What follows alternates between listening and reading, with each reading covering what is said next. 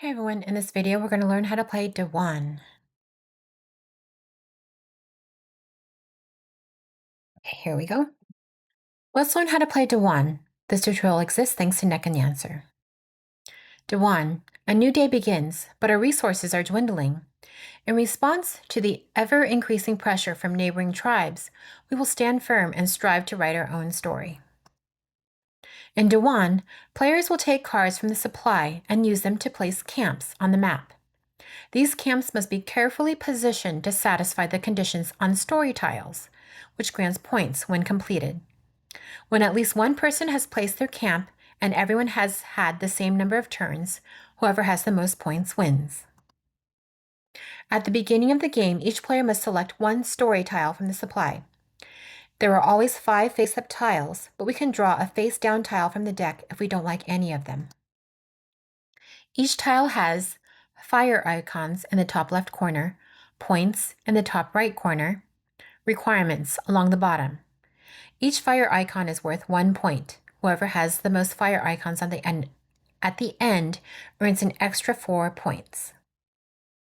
This tile has 0 fire icons. This tile has 0 fire icons and is worth 4 points. I think we'll be able to complete it somewhat smoothly, so let's take it. So click on the tile and click confirm. Okay. A new tile was immediately drawn to replace the one we took. If you scroll down a little, let's scroll down. Okay, there we go. You'll find our story tile was placed in the first of our 4 slots on our player board. While we're down here, also note that each player was given 2 random terrain cards. Next, our opponent will select a story tile. So scroll up. Let's see what they take. They took the second one. Okay, now we're ready to start. On each player's turn, they must either draw 2 terrain cards or place a camp. We'll start by drawing cards. So draw 2 terrain cards, these, or place a camp. Okay. Scroll back up to the top of the screen. There are always 6 cards in the terrain card supply. When we draw cards, we must take 2 that are adjacent to each other, so they need to be next to each other. We cannot draw face-down cards from the deck. Our opponent will demonstrate. So they were next to each other. The cards our opponent took were immediately replaced. Now it's our turn. Click here to take the 2 cards in the middle, then confirm. Confirm. Okay, great. Those 2 cards were added to our hand. By the way, there's no maximum hand size. We can hold as many as we want. Okay, next, let's learn about camps. Each player started the game with 1 camp on the map. Let's see, we are that color. Okay, that's our map, right? Okay. Okay, with 1 card in the map. To place a new camp, we must select one of our camps on the map and then walk to a different area. For each space we walk onto, including the starting and ending spaces, we must discard a terrain card that matches its terrain. Let's try it. Scroll down to the map, okay? Click on our starting map, the one with picked dots. Yep. Okay. BJ should have automatically taken you to our hand. Yep, down here. Next, we have to discard a card that matches the terrain of our space our camp is on. Okay. Each player's first camp always starts on a white wild space, so we can discard any card we want. Click on the mountain, the black card, to discard it, and then click continue. Next, we can walk to any space that's adjacent to our selected camp, as long as we have a card in our hand that matches that space. Click on the desert space to the northeast, then continue. That one. Okay, click on the desert space. Okay, yep. We only have 1 card that matches that terrain, so discard it, then continue.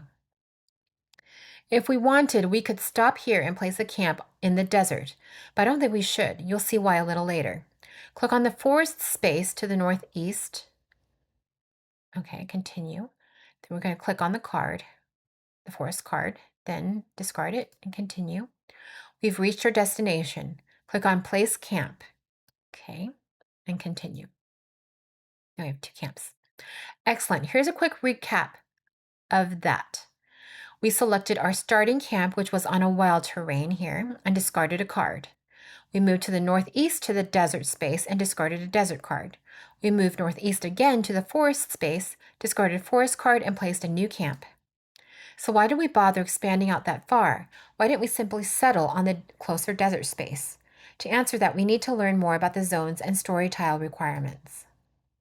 Okay, a zone consists of one or more connected spaces of that same terrain type. In the example above, the highlighted spaces depict two distinct mountain zones. So here and here. When a story tile has one of these icons in its requirements, it indicates a zone that we need to camp on. So we need to camp on one of those, I guess.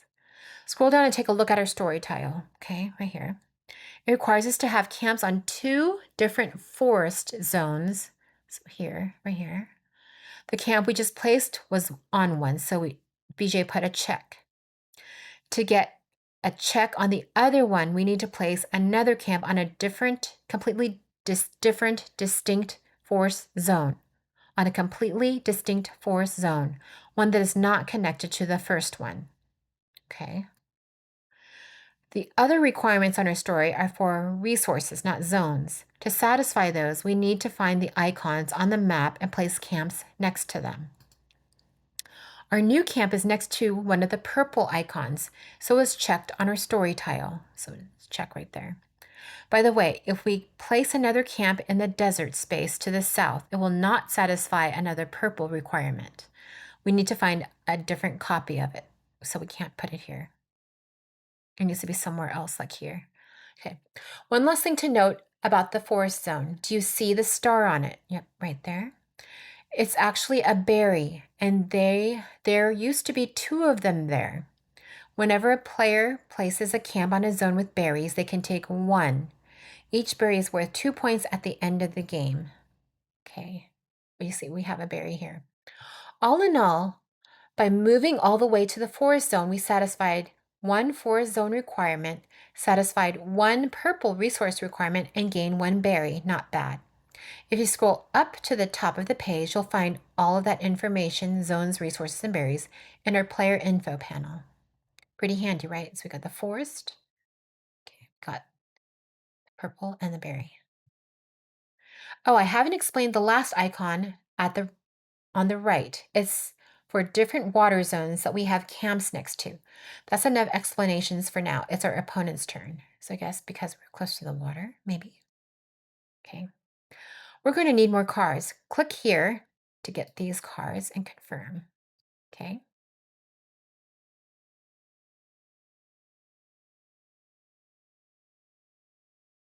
More. Click here. We're going to get more of these cards because then we can place more camps, I think. Okay. Now what's next?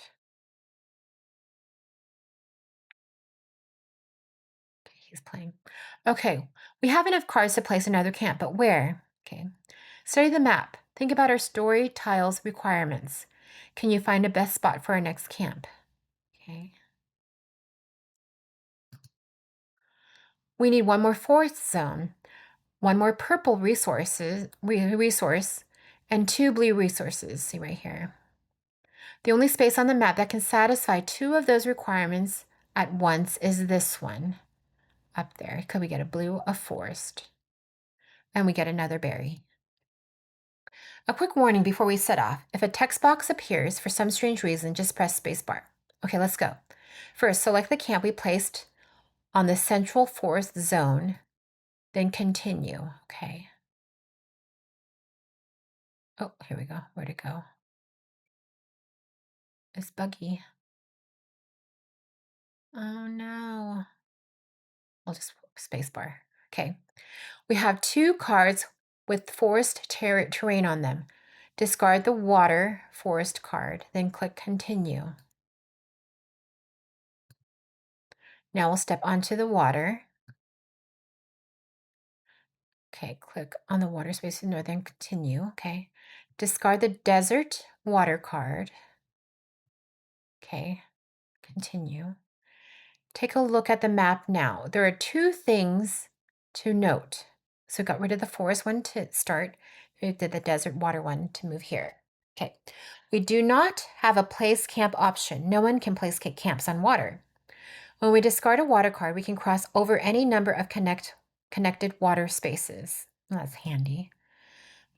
We can take advantage of that last part, to move all the way to our destination now. So click on the indicated space, okay, here. Discard the forest, badlands, green-red card. Now we got rid of that, so now we can be here and place camp. Perfect. Continue. Very handy. Next, it triggers that BJ wants us to choose another story tile. Why? Scroll down to our player board, okay, and take a look at the slot our camp came from.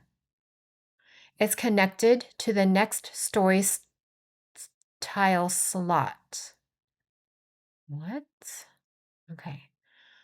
Scroll down to and take a look at this slot. Okay. Our camp came from. Okay.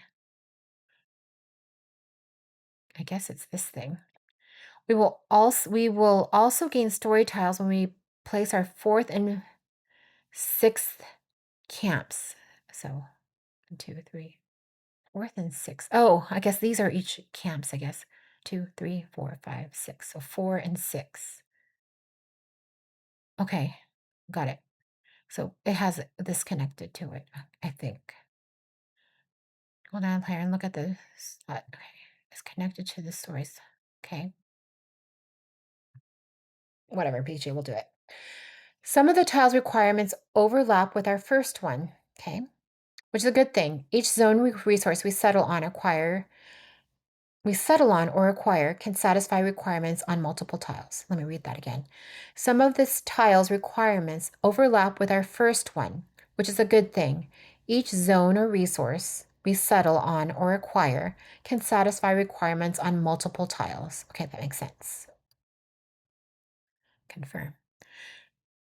Great. Next, scroll down and look at the next camp slot on our board. Okay. It's connected to an indentation at the bottom. So like here, this little notch. When we place that camp, we can slide one of our terrain cards underneath our board so that just the icons on the bottom of the card are still showing.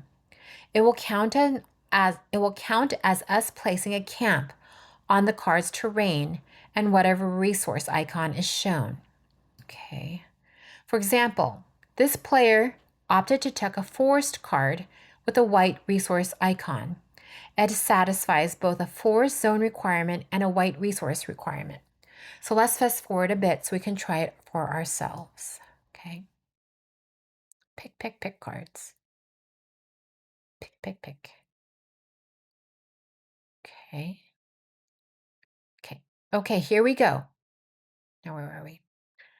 We're going to place a camp on the Badlands red zone right here, to the southeast of our central camp. Okay, southeast, yes. There's one small problem, though. Our opponent's camp is in the way. Whenever a player walks through an opponent's camp, the card that they use is not discarded, and instead it's given to that opponent. In this case, though, it's not a big deal. We can take advantage of the water zone to arrive at our destination in the same number of moves. Ready?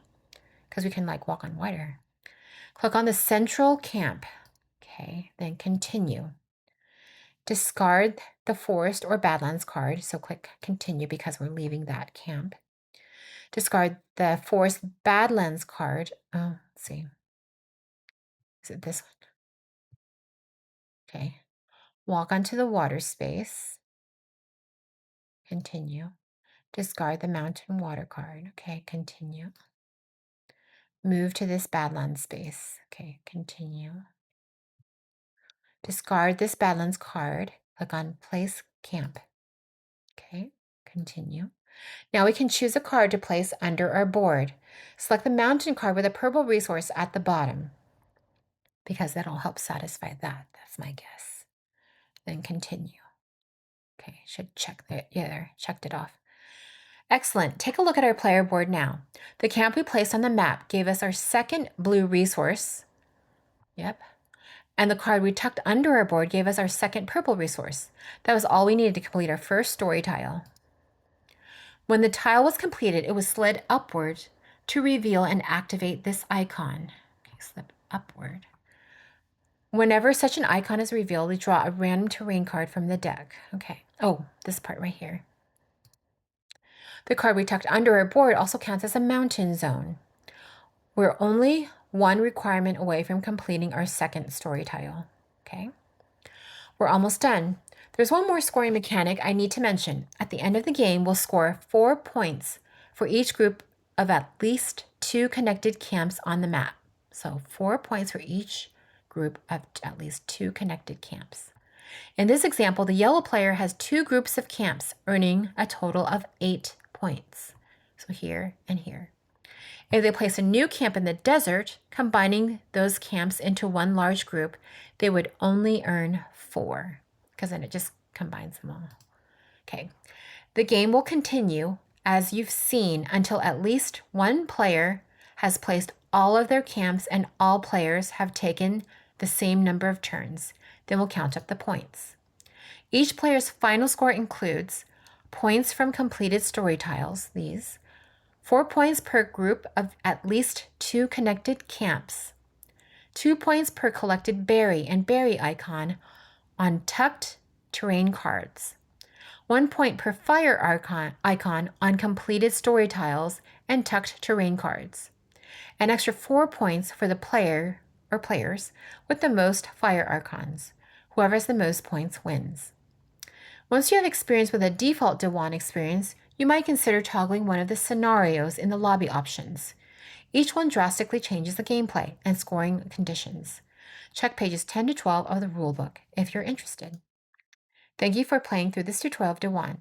If you have any questions or comments about the tutorial, feel free to send Nekonyancer a message. Big thank yous go out to Johannes, Johan for designing the game, Space Cowboys for publishing, and Moof for developing it for BGA. Have fun! Okay, 5 stars. Yeah, this game looks fun. All right, thanks for watching.